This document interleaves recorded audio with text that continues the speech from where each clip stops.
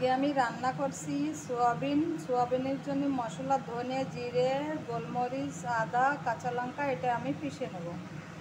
আলুটা আমার ভাজি হয়ে গেছে, এখন আমি সোয়াবিন ডালছি। এই দুটো একসঙ্গে ভাজি করে নেব আমি।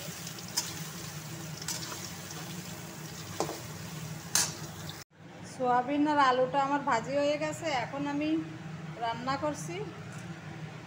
গোটা গরম মশলা আছে এর ভিতরে, জিরে আছে, তেজপাতা, শুকনো লঙ্কা।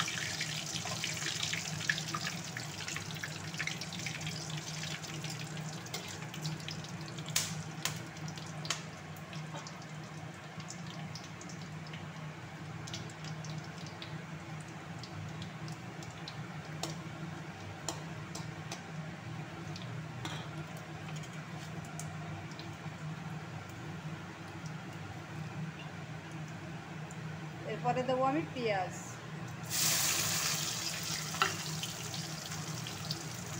আর রসুন, দেবো আমি টমাটো,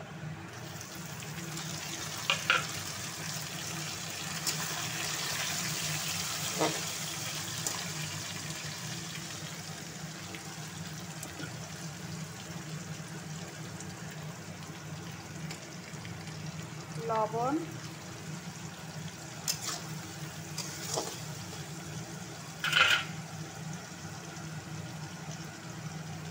হলদি,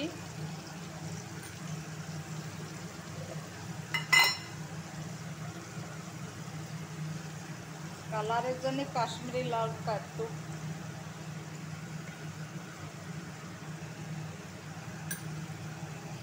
এরপরে যে মশলাটা করেছি ওইটা আমি ঢেলে দিচ্ছি।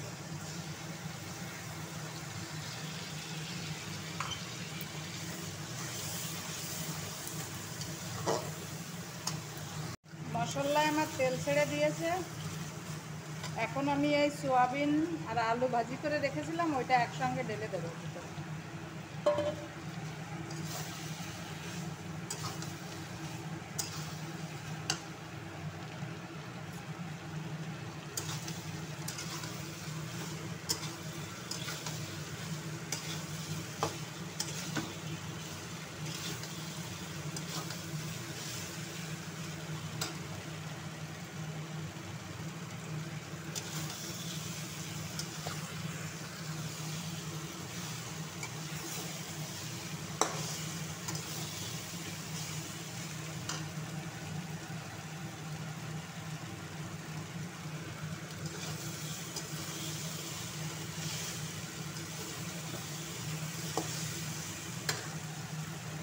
এরপরে দেবো আমি জল,